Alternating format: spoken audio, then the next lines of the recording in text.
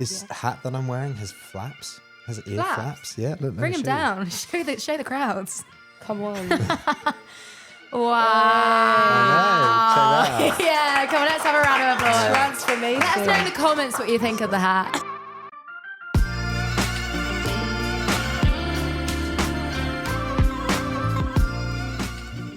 And welcome to the Circles and Spaces podcast. I'm your host, Molly Toms, and I'm delighted to be joined today. We're hosting the host of the Alpha Youth series, Xenia and Jessie. Hello. Hey. Hello. How's it going? Yeah. It's wonderful. People might know you from the Alpha Youth series. They might know you from The Way. They might know you as friends. They might not know you at all. But just tell me a little bit about yourselves and who you are. Who wants to jump in first, Sam? Deep. Yeah. Deep. Who are you? Who are you? What do you do? Well, it Yeah. could be deep. You Yeah. could also just say like something very surface level. I'm not going to do fun facts because I always struggle and think what's actually fun about myself, you know. And anyway, it's getting deep already. But who are you? Yeah, I'm Xenia. Hi. Hello. I live in North London, best part of London, but you know what? That's not really up for debate here. But yeah, I love the Lord. I do social media stuff with The Way UK. I'm a content producer, which basically is just a fancy term for I get to write things, get to write the stuff that we make, and then also get to present it as well. So that's like what I do. I'm in my local church. I serve in my local church, love them. And I'm just passionate about creativity and seeing young people encounter God. Nice. There you go. Yeah. That was a professional Follow answer. that one. I know, it's very good. How am I going to follow that? I'll give it my all. Hello. I'm Jessie. Hello, Hi, Jessie. Jessie. Also do social media with The Way UK. Amazing. Also was on the Alpha Youth series. Very good. Yeah. Something people don't know me for very often is I'm a bass player, which is very fun. Very good. So I work in that on the weekends. I go to weddings and jam the bass, which is pretty fun. One thing we've been asking every guest that comes on is, what does a typical Wednesday look like for you? So what are the rhythms? What's the day in, day out? Run us through from start to finish. I feel like this is interesting because our Wednesdays probably look very different. They do. I actually don't think I know what you do on a Wednesday. Oh my What gosh, do you do on a Deb. Wednesday? It's quite What do deep. you do? Yeah. Accountability. Wednesday's one of the days that I don't work for The Way. Oh, great. I spend a lot of my Wednesdays going to my church as a prayer room Yeah, nice. from like 12 till 2. So I spend a lot of Wednesdays just going there and sitting with God. It's usually my morning in because I can be a bit later to start the freelance work. Yeah, nice. So that's always it's like a little midweek refresh I love that. each time. I love a midweek refresh. Yeah, I know. Needed. Wednesdays are underrated, I think. Hey, Glad I chose a Wednesday for the question. you heard it here first. Come on. Underrated. Wednesday for you. Wednesday for me, so I work full time for The Way. Great. So Wednesdays are, every day's away day, to be honest, but Wednesday's away day. But it's more like a writing and planning day. So we normally have our like content writing days on a Tuesday. So then on a Wednesday would be me just mopping up anything Great. before it gets filmed on like a Thursday or Friday, doing admin. You know, we love emails, that fun Got to stuff. be done. They don't do themselves. That's Mate. one of the things it does not do themselves. You got to do your emails. Listen, advice number 1, answer those emails. But yeah, that's me on a Wednesday. And then like doing meetings with the team if we just need to polish stuff up. So yeah, Sick. Nice. pretty Great. chill.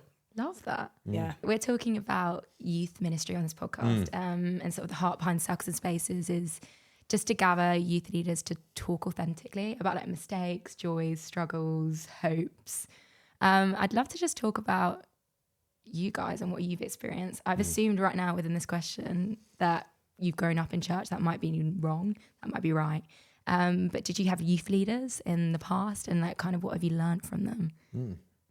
I feel like your story is probably way more interesting than mine because I didn't have youth leaders. Yeah. I feel like you've got more to say on that. But I did have youth leaders when I came to faith at 17, very briefly before I became 18 and was too old to have youth leaders.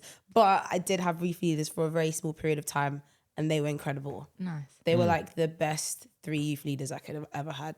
Wow. They were really sent by God Yeah.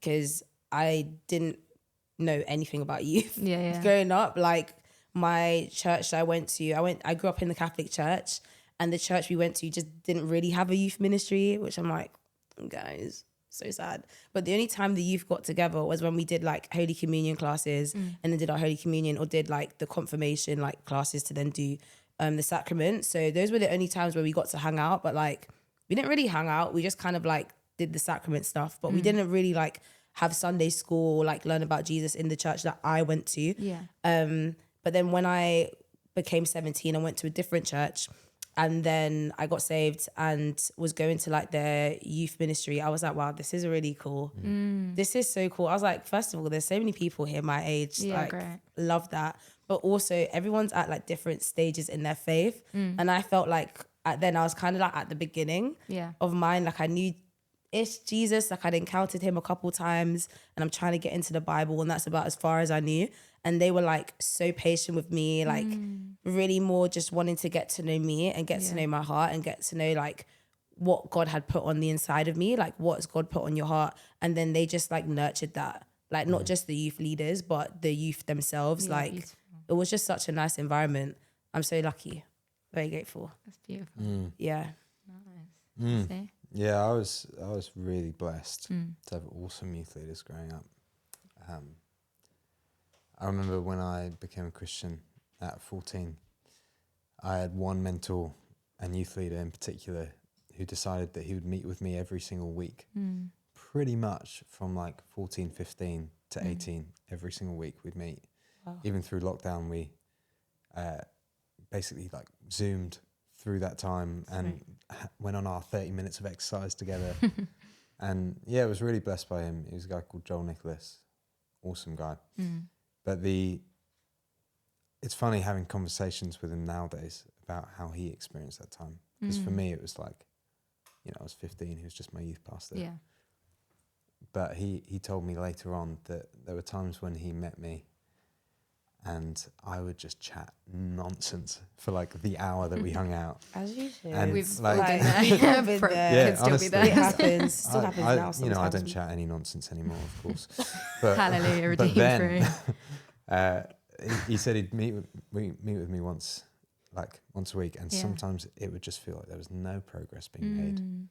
It would feel like I hadn't moved a centimetre, let alone a metre, in my walk with God.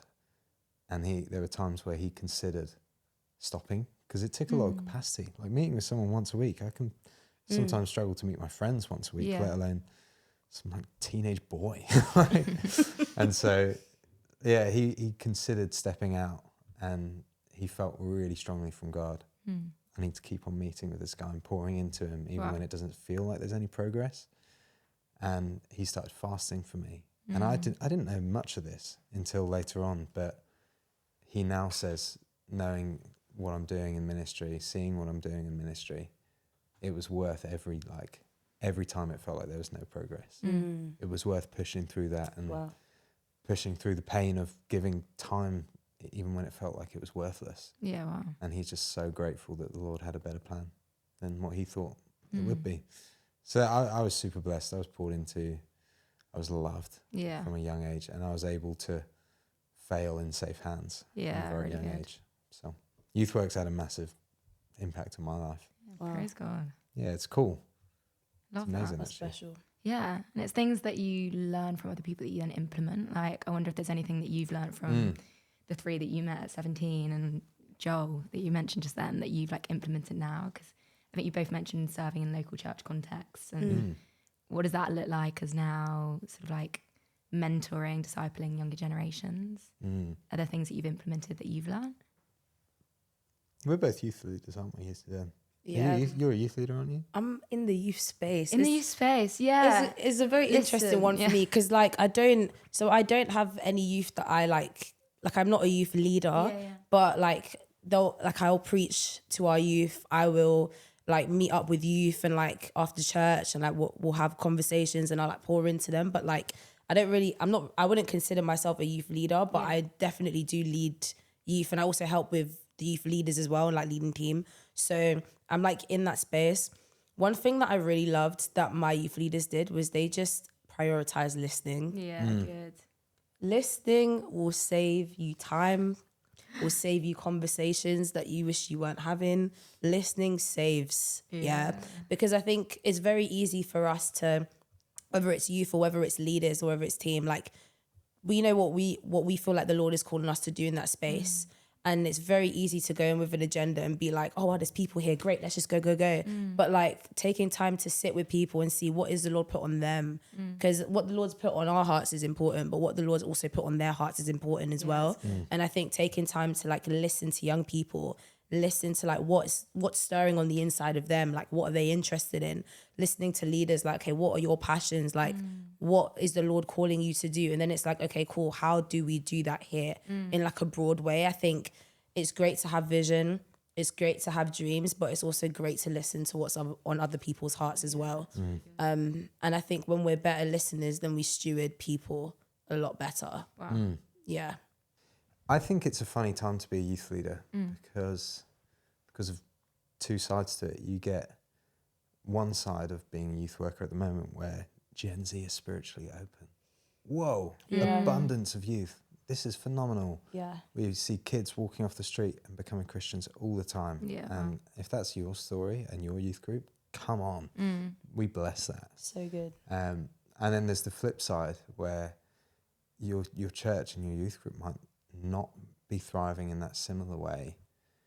And then you see like this Gen Z is spiritually open. The church down the road is like seeing hundreds of kids. And then I think it's very easy to feel disqualified as youth leaders at the moment and a little burnt out because there is so much that these youth carry nowadays. There's so much new lessons that we never had to like learn because I feel like a lot of youth leaders kind of escaped knowing what growing up with TikTok or Instagram was.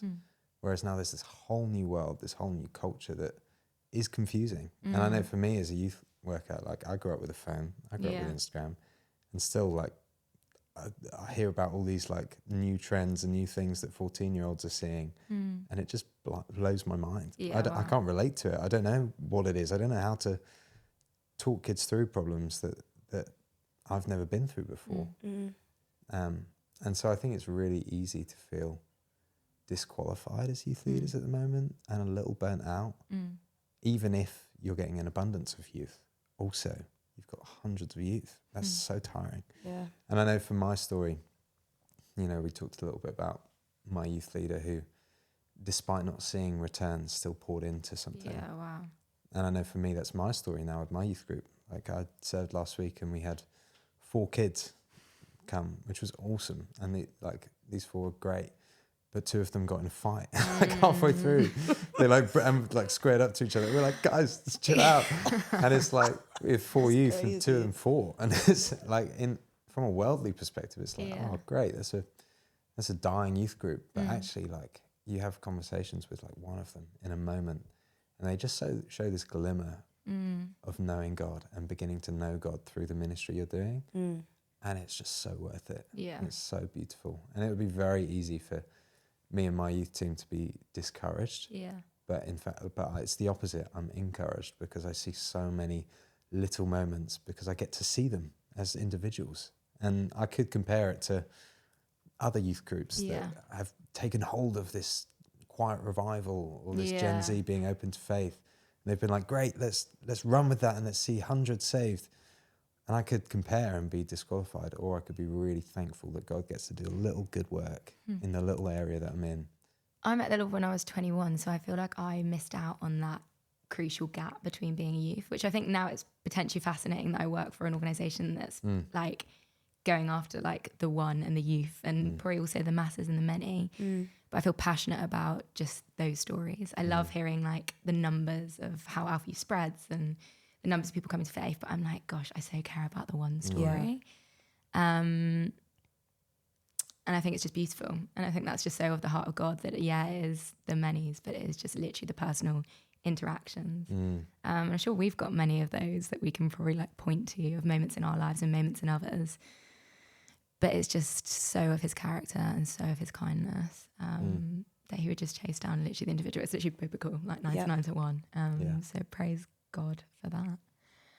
But we touched on, I think you mentioned like the quiet revival, and we're seeing stuff at the moment in like the news and probably in our own churches. Like we go to the same church, which is amazing. But we're seeing stuff in our own churches that's beautiful. And I think at the moment there's a lot of the word of like revival that's going round. And just curious to hear what you guys think about that, or what you're seeing in your own context or in your own life or in your street interviews. What's kind of new that might be a shift that, yes, we're seeing in the news and yes, we're seeing on people's Instagrams and hearing about, but what are you kind of seeing in the personal and in the spirit, I guess? That's great. Such a great question. Do you want to touch on Xenia would the... love to answer. Not me trying to bite it off. Here's what I right am. back straight away. No, go Okay. on. What do I want to touch on? Maybe we can both touch on like the street Yeah. interview part, but I just Yeah, wanted to speak great. about what I might be seeing in my own church and like Great. what I'm trying to, I think like what I'm seeing. Church is so interesting at the moment with this whole like quiet revival, people coming to faith. Like in my church, like recently we had like for our Gen Zers or like older Gen Zs, we had a young adults night Yeah, great. in like March, and like 700 people rocked up. Wow. And it was like, we made like one post about it online and was like, okay guys, we're doing this night, like come through. And like, it was just a sea of people. Like people came that were like, I've never been to church before, but I heard about this. Someone told me about it, I had to come. People were like repenting of things, like giving things up. People were like, oh, I've been trying to find a church, couldn't find one, whatever the story was. But like so many people came. But the like main thing that I heard from that night was like, I just needed to hear truth. Like I wanted to hear the truth and I found that. And I think that speaks to like a wider narrative that we're hearing about what's coming up from this revival, which is people are in search of truth and people are restless because they're not finding the truth in the right places. People are finding distorted truth in distorted places, and that's leaving them empty at the end of themselves. And I think that's why this moment that we're seeing in the church or even outside of the church is so interesting. Yeah, wow. Because when we find the truth in the right places, wow, like fruit happens, like fruit comes of that. And I'm seeing that in my church with our young adults. I'm seeing that with our youth. Like we had a conference like a couple of weeks ago and the youth were like, there was like 200 youth just at the altar, like repenting of like unforgiveness, bitterness, jealousy, like abandonment, rejection, and like just being so honest with God.